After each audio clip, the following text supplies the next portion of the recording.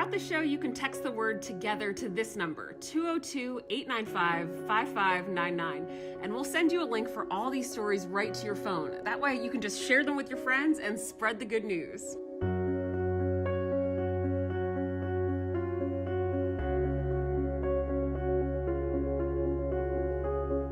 Happiness is contagious. I swear it is scientifically proven by those smart people over at Harvard.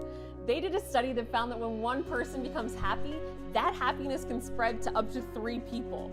So that is our goal here with the Good News Crew. We want to spread as much happiness and hope as humanly possible.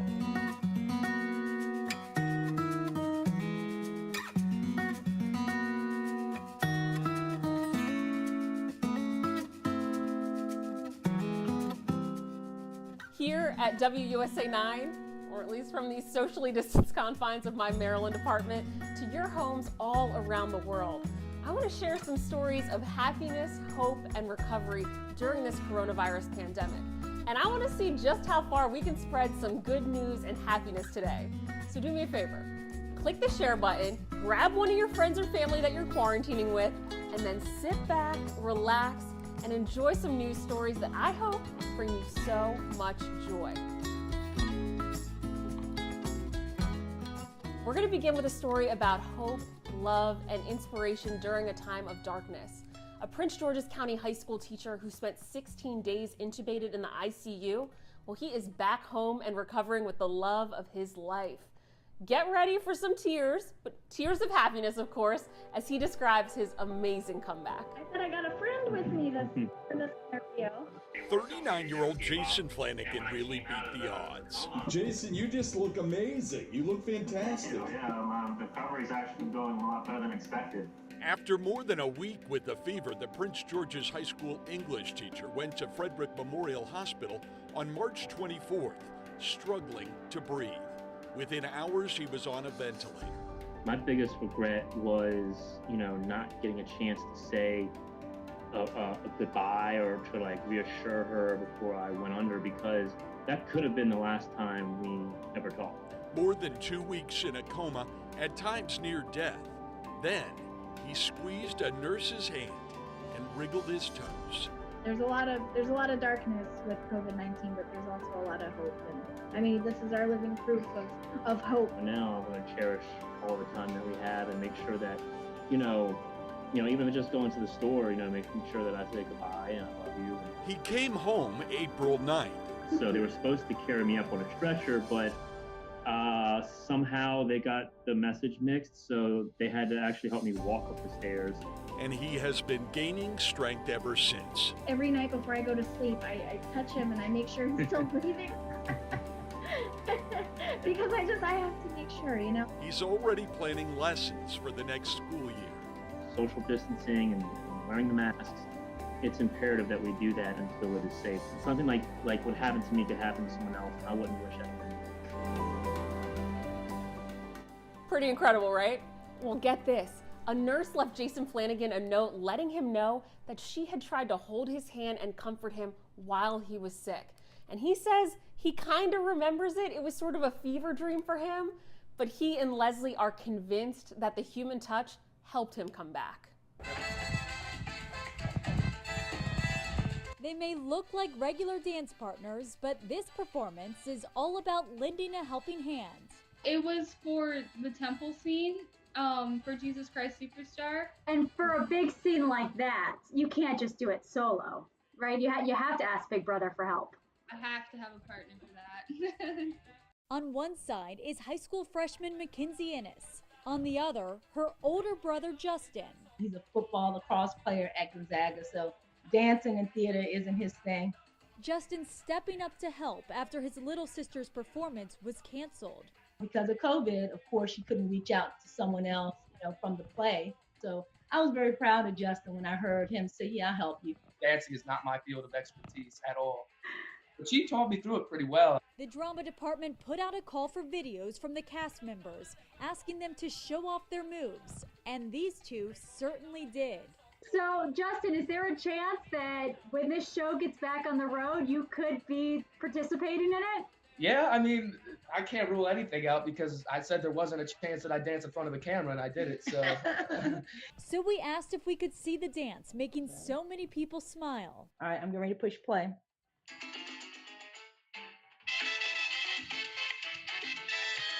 So you really see the love now that we have time to slow down, and we're all coming together to help each other. Special moments showing we're all in this together. Nicole D'Antonio, WSA 9.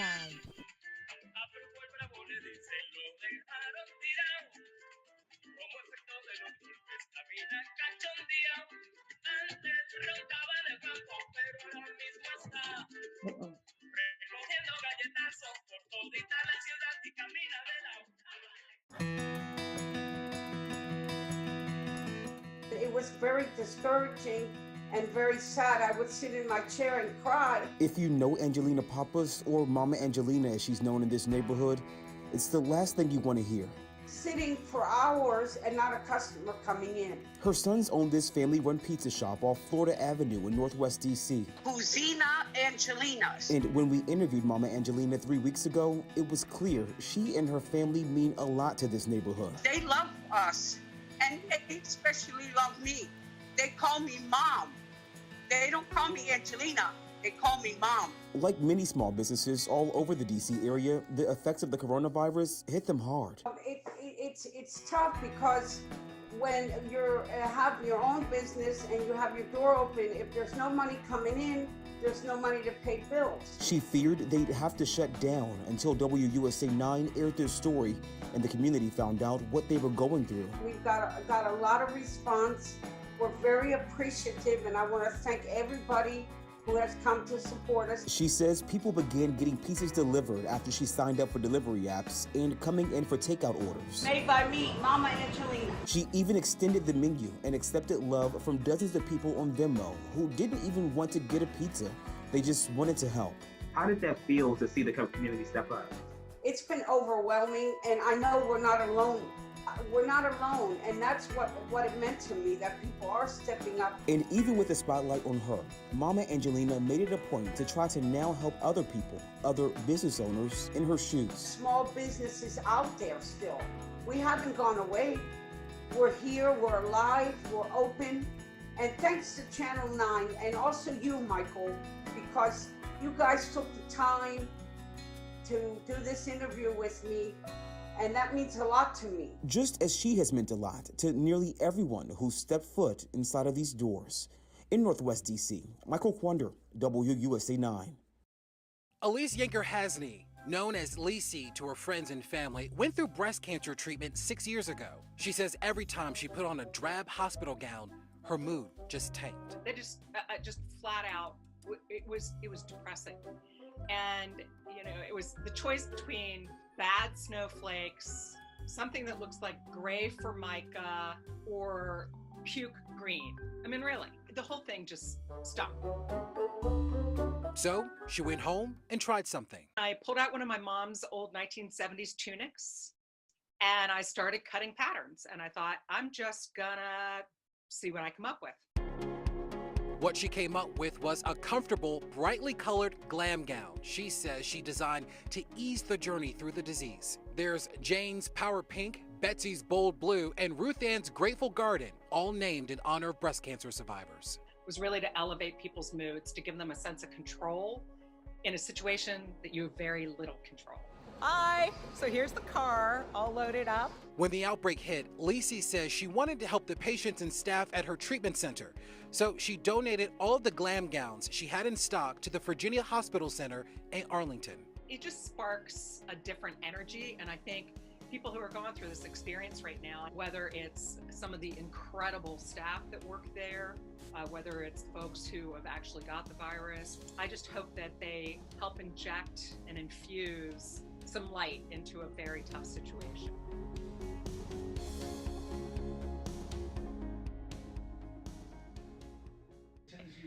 We love the mornings. Baby Julian McKee was just 4 months old when both his parents contracted the coronavirus. It was Tuesday the 17th. I felt really sick. Fever, body aches, chills. I didn't have chest pain. I didn't have shortness of breath. So I didn't actually think that I had COVID-19. At the time, the Centers for Disease Control and Prevention didn't officially list some of Alana McKee's symptoms as COVID-related, but her doctor told her to get tested. Days later, her husband Ben got sick, and then they both tested positive. The symptoms changed over the course of the 2 weeks, really bad migraines, and then I lost my sense of smell. And my husband's symptoms were totally different than mine were. He had the classic cough, shortness of breath. It was really hard to keep track of it. How did you and your husband coordinate caring for essentially a newborn throughout that? All hands on deck. So it was really whoever was feeling better at the time would take him, because obviously we couldn't bring anyone into our home to help us. Alana was also breastfeeding, which pediatrician Dr. Ashley Moss says could have helped Julian. We don't have any data to suggest the virus is transmitted via breast milk. And so, breastfeeding potentially may have some benefit to transmitting any possible protective antibodies. Dr. Moss also suggests wearing a face cover and clean clothes around the baby at all times, and washing hands constantly, which Alana said they did. What would you say to other people who could be in a similar situation? Remember the data that most of us who get it will be okay. It is scary. Just take it day by day. Be patient with yourself and with the disease. Then you can go back to enjoying moments like this.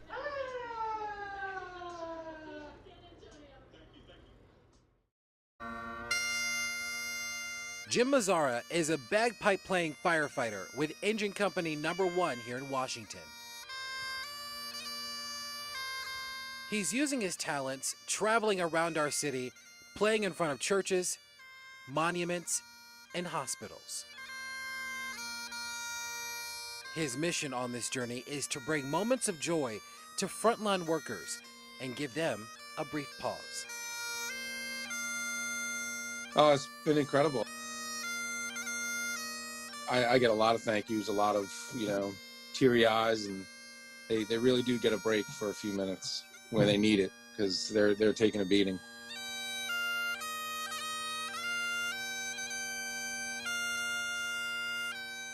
Death comes with their job, but not the daily death they're dealing with.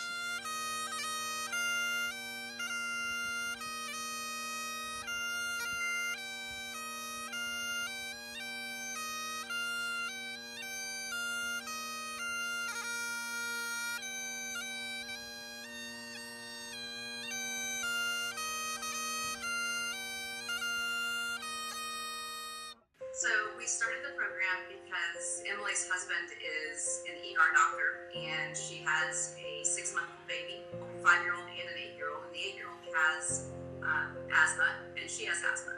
And so she reached out to her social media group and friends and asked if anybody had an RV or a camper to lease, so that Jason could stay at their home, but outside of their home. From that one act of kindness of Holly Haggard loaning Emily Phillips an RV, the two Texans co-founded the Facebook group RVs for MDs. So RVs for MDs is a 100% volunteer group that matches RV owners and campers with medical personnel and first responders.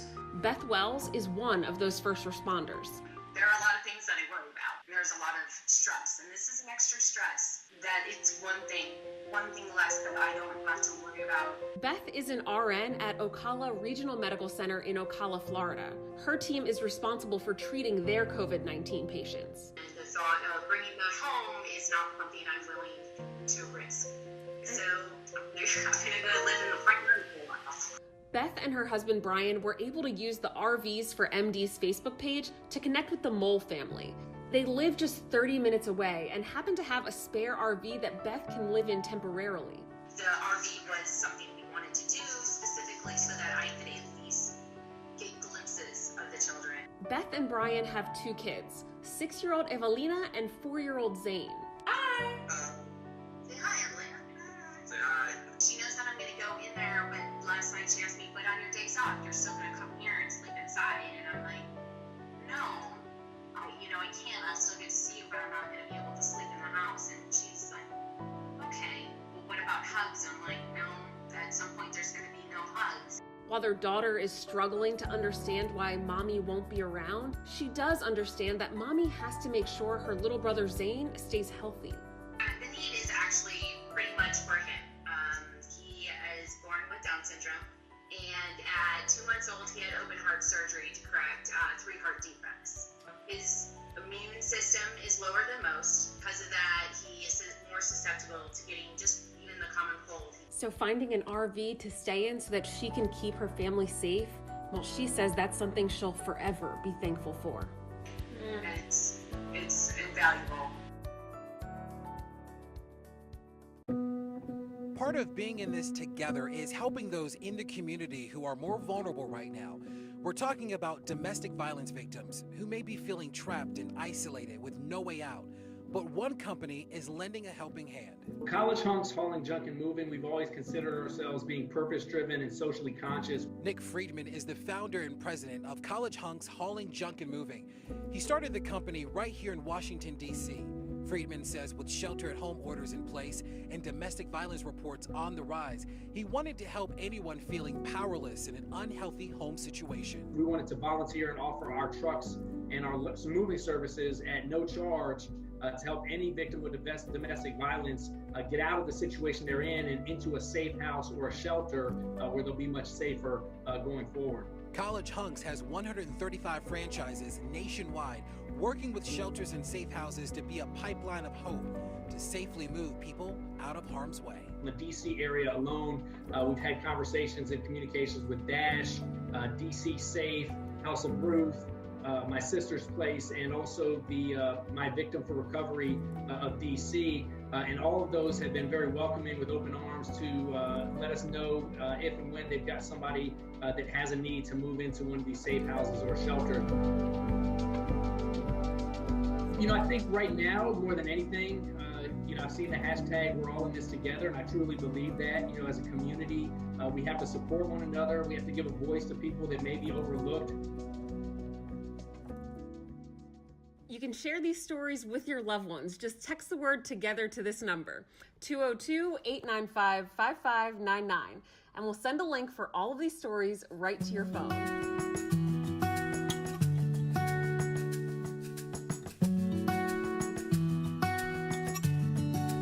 A United Airlines pilot had to fight back tears after learning some volunteers in the battle against the coronavirus were on his flight out of Dulles. Before the flight, Jim Crail took the opportunity to thank more than a dozen people who were on their way to New York to help patients. We have quite a few folks who are going to get on this airplane to travel down to the tri-state area to volunteer to help as medical professionals. I'd like to ask all of you, would you please stand up? I know my wife would be totally embarrassed if I asked him to do that. Crail's wife, Debbie, is a nurse, and he says that the passenger sacrifice really hit home for him. People are finding creative ways to thank other essential workers.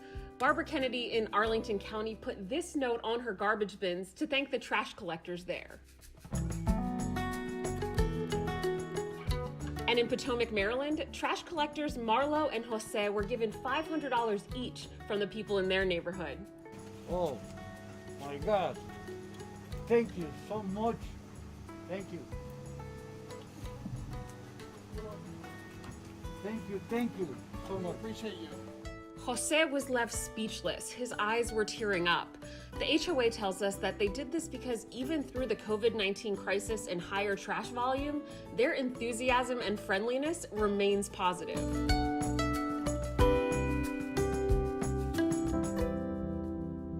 In a time where things seem out of sorts, these faces are a constant. I want to make sure that they see the real faces on the front line of the people that care about them and care about their scholars every day.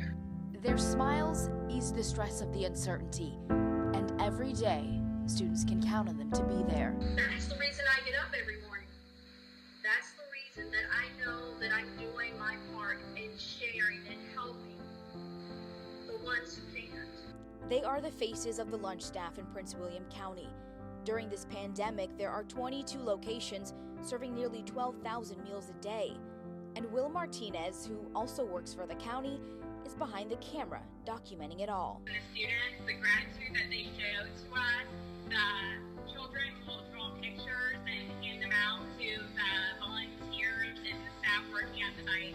Like their peers or any of the other 12,000 employees for Prince William County Public Schools, they could earn their wage by staying home.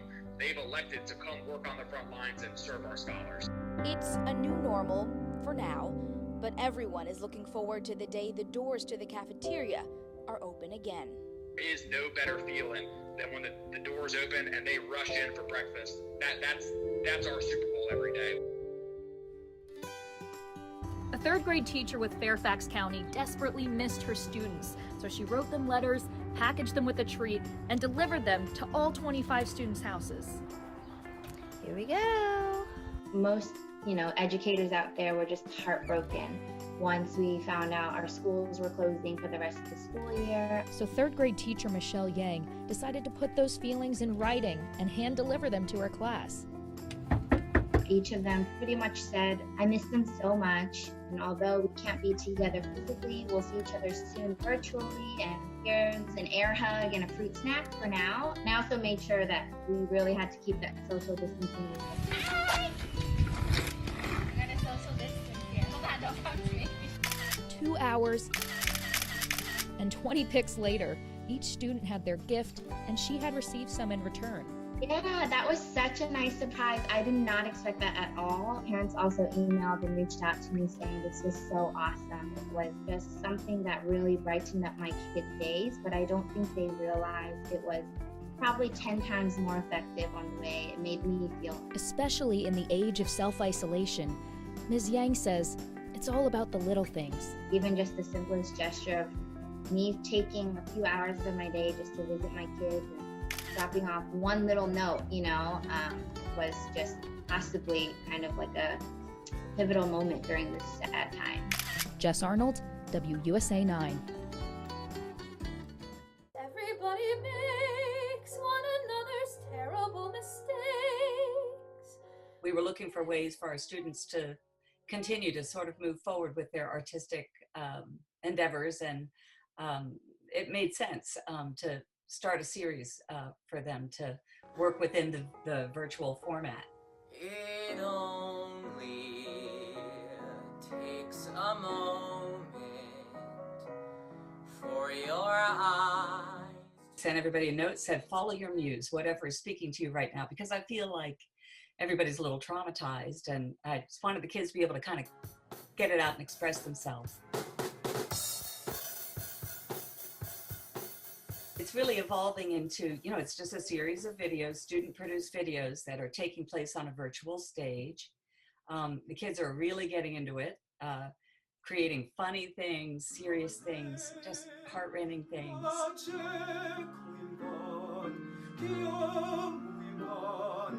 Right now, they're hanging on to it like a lifeline. They just lost so much.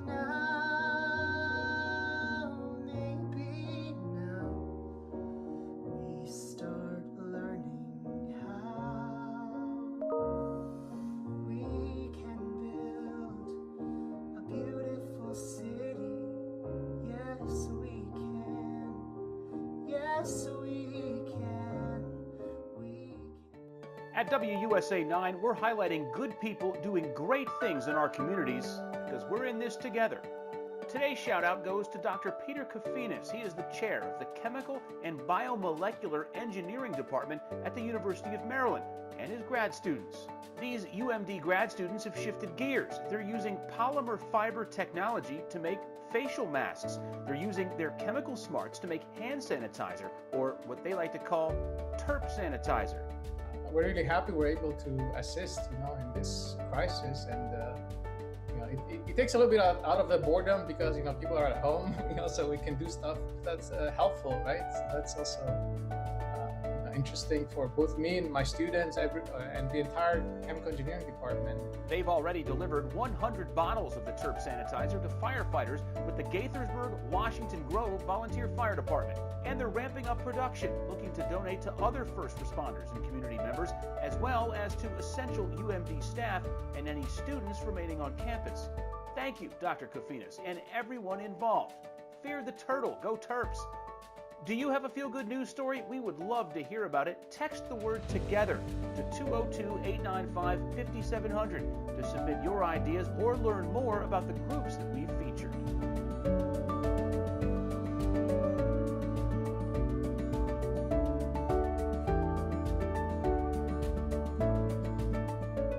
It all got started because we were looking for something fun to do. John Coleman, Maria Hensley, and Tim Holt are part of the Jason Martin Group real estate team. Coleman says they're usually super busy this time of year, but when business bogged down, the team got a little stir crazy. So they started an online trivia night to support local businesses. In the first week, Hensley says 80 teams signed up and raised $5,000. We had such great feedback, and people were just, honestly, the gratitude that was expressed, for thank you so much for doing this kind of little escape from quarantine right now. It was just so positive and overwhelming that we decided to come back another week and then another week, and here we are after 4 weeks of it still going. Each game has 6 rounds of questions and benefits 3 local merchants. Hi everyone, I'm Kate from Books Removers. On behalf of Beryl, we'd like to personally thank the Jason Martin Group.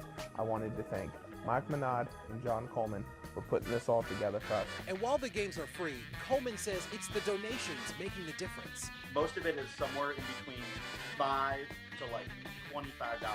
So it's like, you have like Death by a Thousand Cuts. This is more like Love by a Thousand Bandits. Like, people are giving their little pieces and having fun. And last week we had Hill's Kitchen and we had Labyrinth, which is a game store.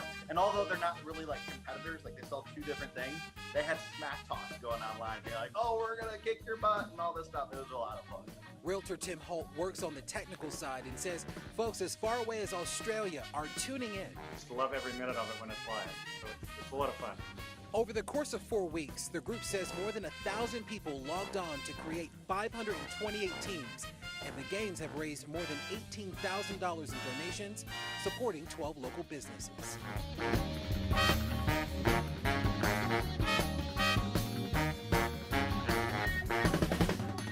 Practicing social distancing has been a big adjustment for all of us. It has definitely put a damper on some birthday celebrations, but y'all, people have found some creative ways to recognize the ones that they love. Check this out.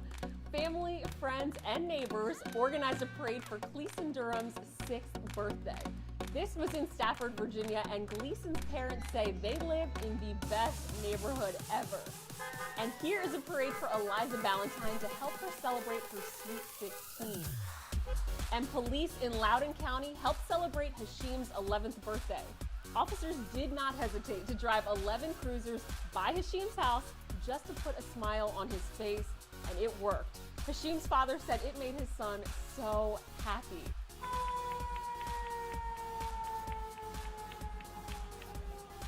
And DC firefighters from Engine 4 in Northwest, well, they helped little Micah celebrate his 3rd birthday.